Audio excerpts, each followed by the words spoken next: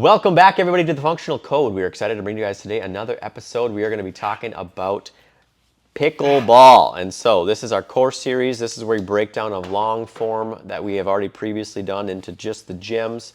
We were grateful to have the pickleball physio Landon on our podcast initially, and we went over a lot of great topics. So today we're going to be just summarizing that and also adding in a few gems of our own. So as always, I am Dr. Addy. And I am Dr. Jace, and that is Landon Utes. Awesome dude, very smart, PT in Arizona, and specializes in a lot of different things, especially pickleball and or tennis. So strongly suggest him. We'll put his contact in the links below. And he puts out a lot of good content. So yeah. if this is something that is up your alley and you're looking to learn, perform, improve your game, he is definitely an expert to look at. Absolutely. Yes. Now, I want to paint the picture for most people in the pickleball space, tennis space. We're going to go back and forth between those. What are some of the past injuries that you may have ever thought of or may have had with pickleball? For most people, it's going to be a mixture of either elbow, wrist, lower back from extending or moving in different directions that you're not used to, and or shoulders. So it's how well you can smash harder and hurt less.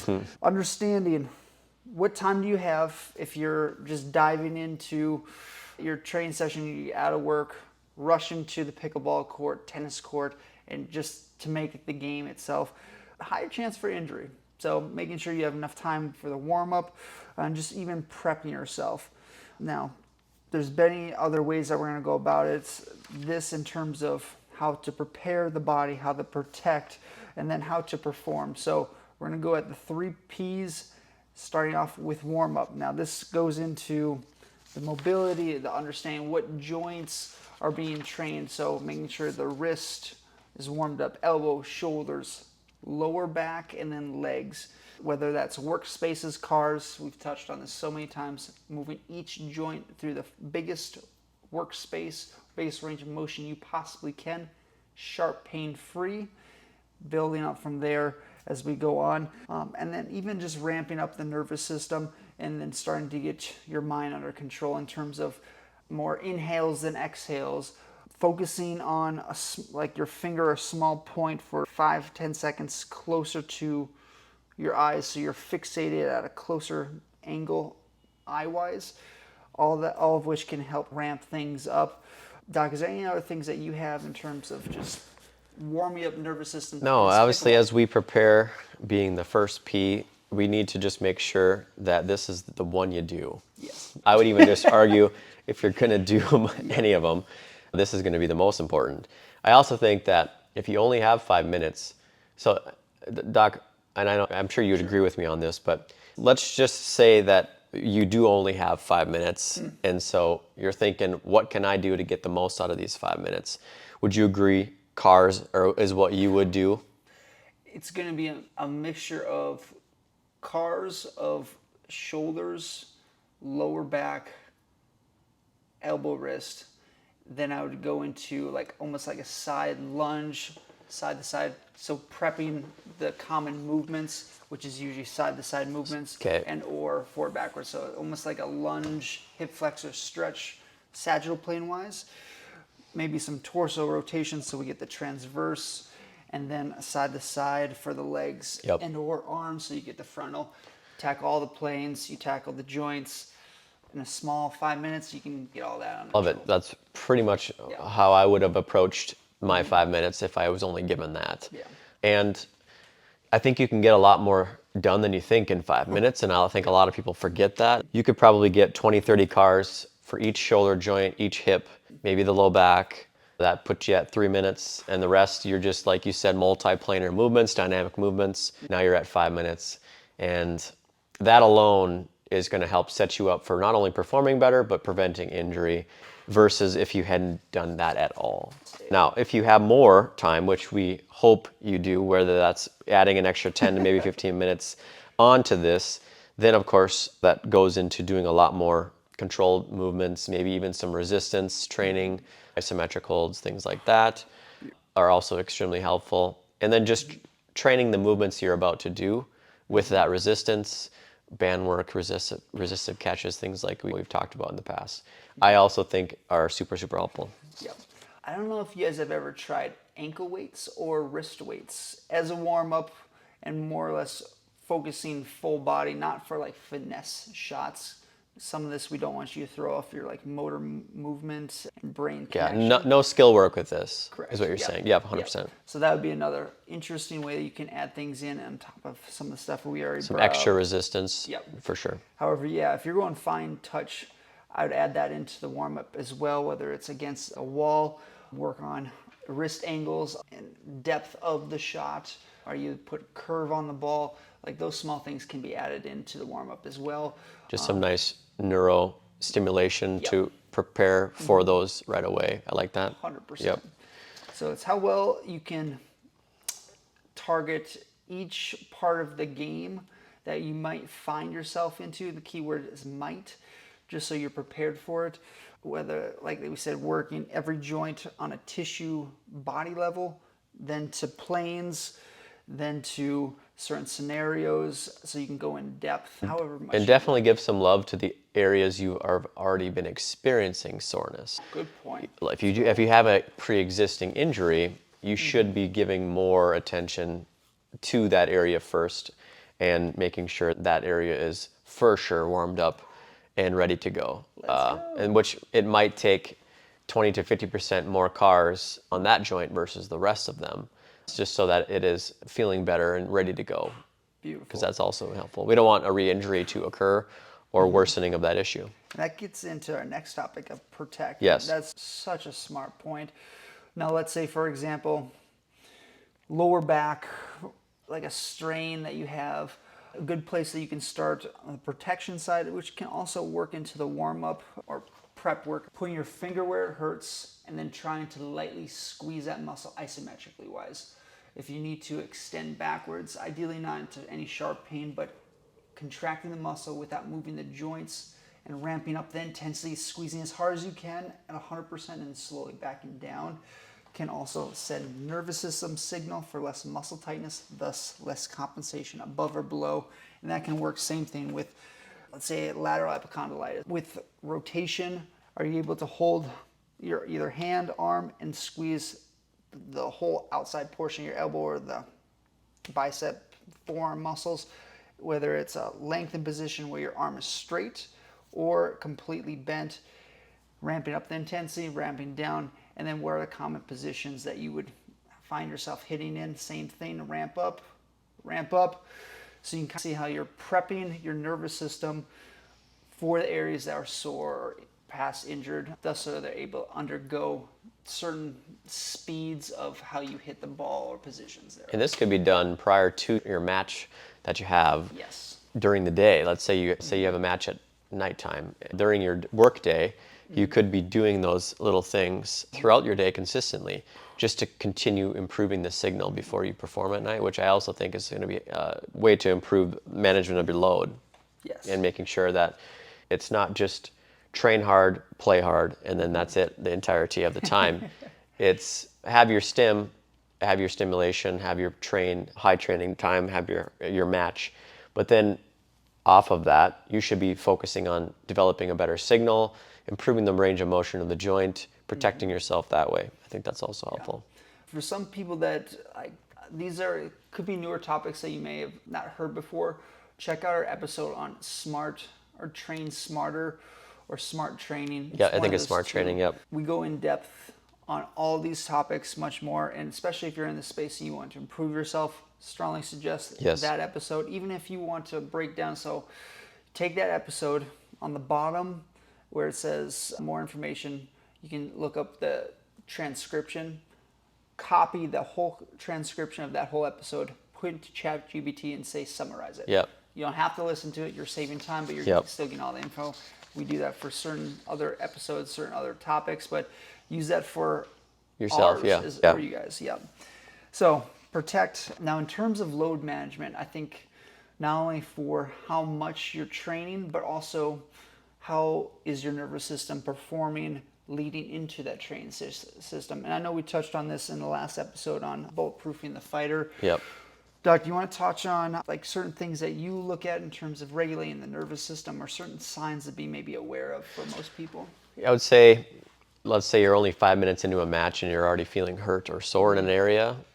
More than likely that area is not conditioned. It's not ready to perform the way that you want it to. And so being cognizant of that, there might just still be areas of the body that you have either had issues with in the past, prior injury. That's got to be something that you focus on daily until you pretty much start to feel 100%.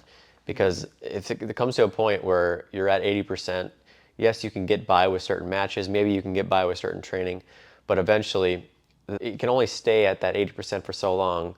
If you don't get it to 100%, it's just going to continue to plateau or even go down further as far as improvement. And you'll just come to a point where that shoulder that's been aching you for how many years eventually gets injured and it's sore again. And now you can't even play. And now you're thinking, man, the sport I love, I just got into, and now I can't play it anymore. It's debilitating. And we want you to go out and we want you to enjoy. So be cognizant of the injuries that you have. Spend enough, if not more time on those areas each day to make sure that you're getting closer to 100%.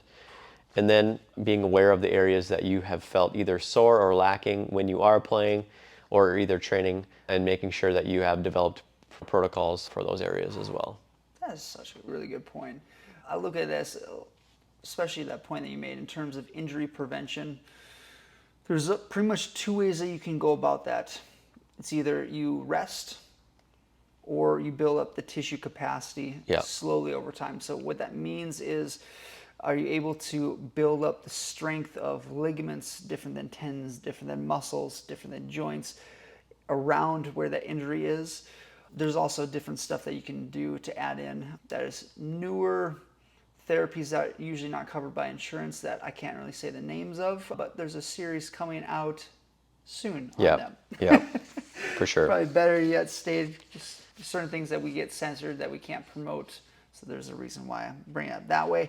So dosing in terms of how you're training, how often you're training, and allowing recovery is so important. And optimizing the way you do recover is a whole nother thing, whether it's ice baths, heat, stretching, visiting chiros, PTs, however you can maintain your body long term will depend on your longevity in the sport. And they'll help you create a program for yourself too if you have a lot of questions. And that might not be not be a bad place to start if you are having a lot of questions. Never maybe done this before.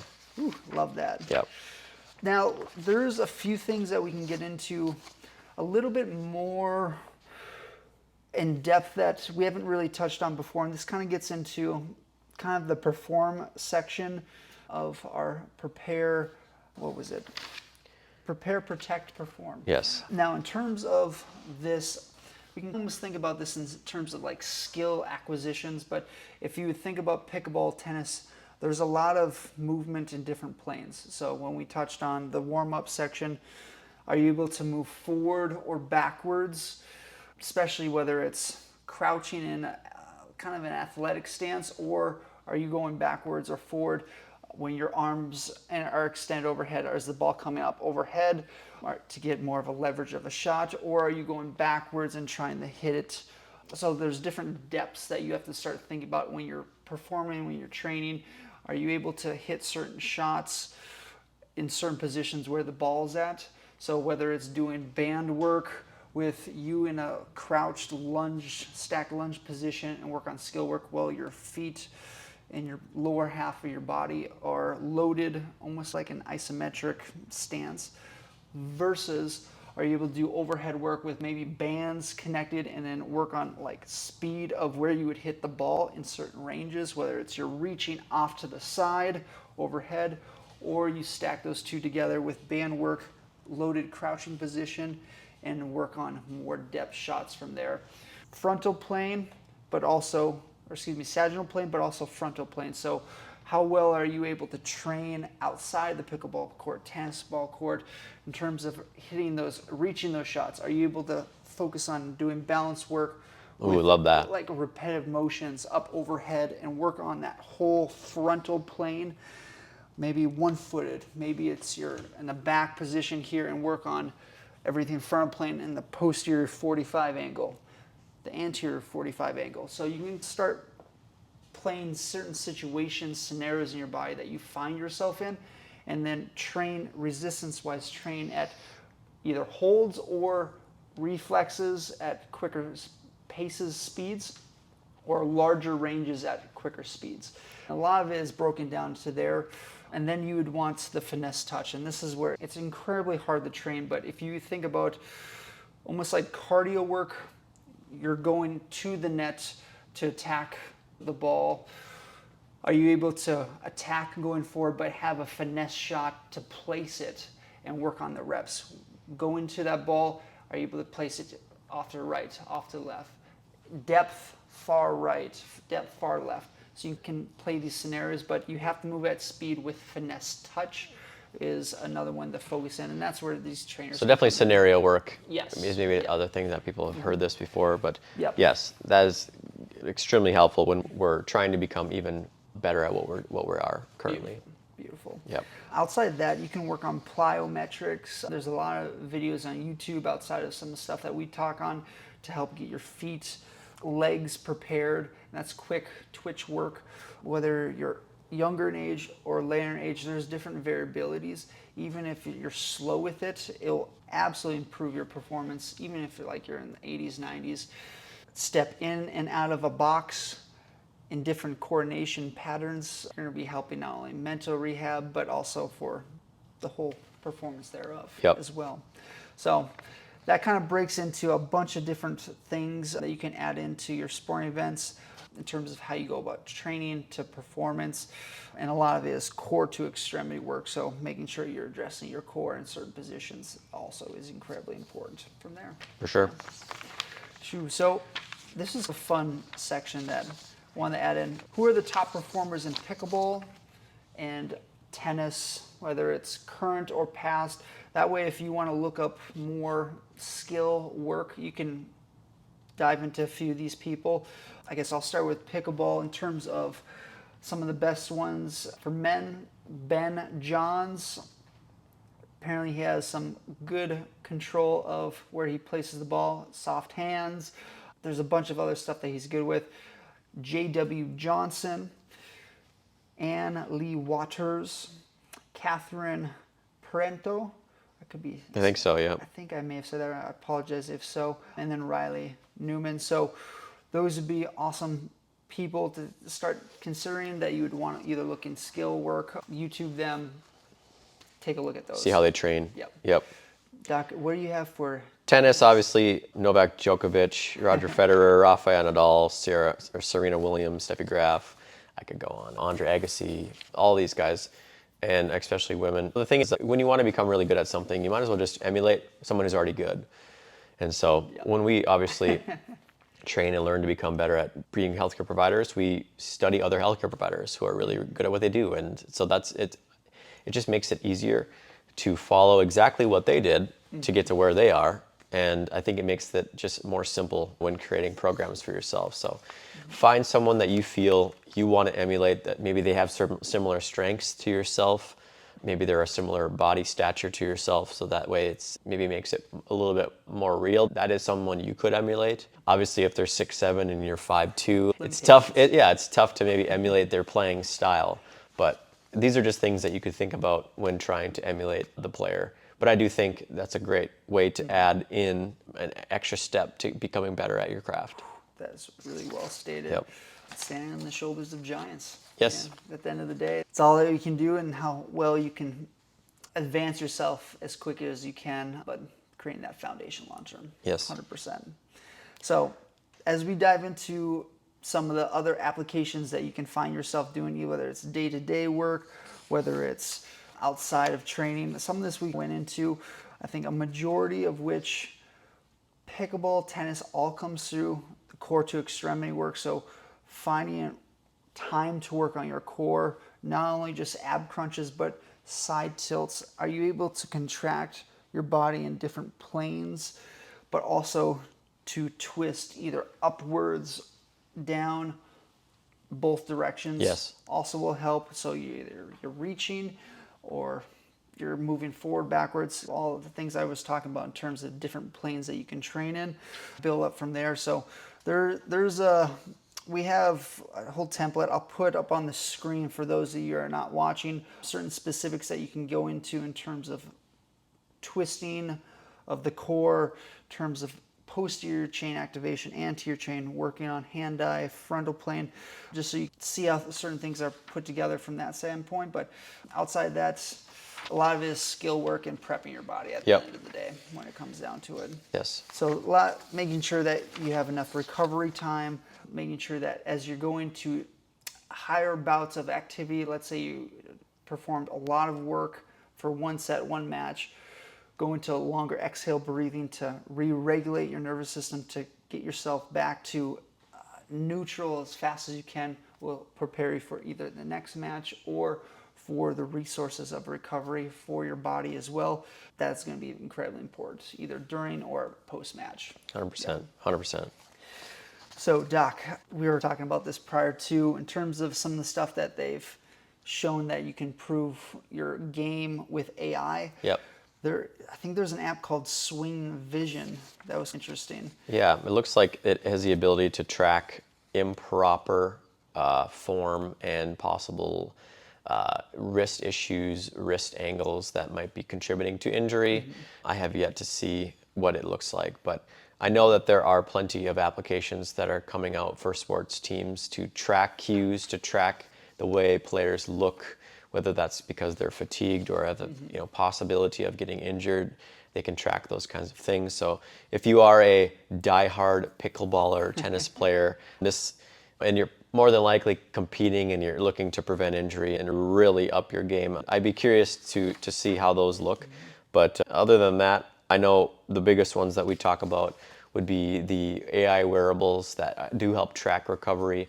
They can help track if you have been doing a good job of not only preparing your body, but are you recovering the way that you should be before you go into your next match and or training session. So that is just a great way for you to understand what your recovery has looked like, and it gives you a number or a kind of a score. We're talking, of course, with the Whoop app. There's probably other ones that are similar, but we like Whoop, obviously.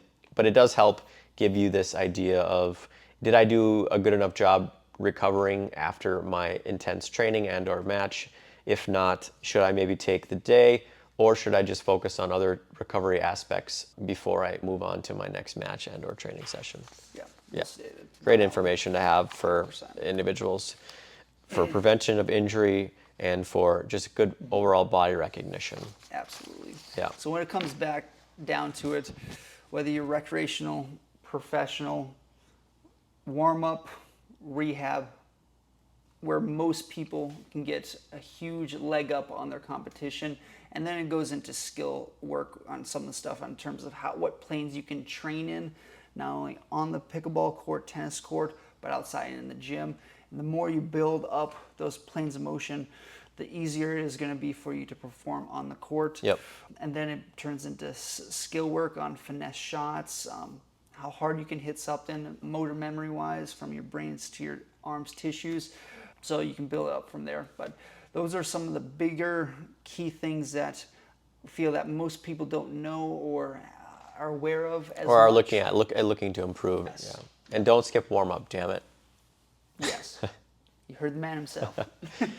No, that's it, man. If you're just getting into this, then that's at least a minimum that you have to start doing. Stop driving right from work to the game and not even putting any bit of effort into moving your joints before you start a match. Because guess what? If not, you're going to come to see us. And then now we have to tell you what you don't want to hear, which is it's going to take even longer to get you back to where you were. And yeah, that's what we don't want. As always, guys, thank you so much for watching, sharing, and continuing to contribute and support us. We really appreciate it. Hopefully this was valuable for you all. Please share, subscribe, and until next time, guys, have a wonderful day. Woo! Disclaimer: the content provided in this health podcast is for informational purposes only and is not intended as a substitute for professional medical advice, diagnosis, or treatment. Always seek the advice of your physician or other qualified health provider with any questions you may have regarding a medical condition. Never disregard professional medical advice or delay in seeking it because of something you have heard on this podcast. If you think you may have a medical emergency, call your doctor or 911 immediately. Reliance on any information provided in this podcast is solely at your own risk. The creators and hosts of this podcast are not responsible for any actions or decisions you may take based on the information presented. Thanks for joining us on The Functional Code. For more evidence-based health insights, subscribe, rate and review wherever you get your podcasts. Remember, your journey to a healthier you begins with understanding the Functional Code. Until next time, stay well, stay informed, and embrace the science of living well.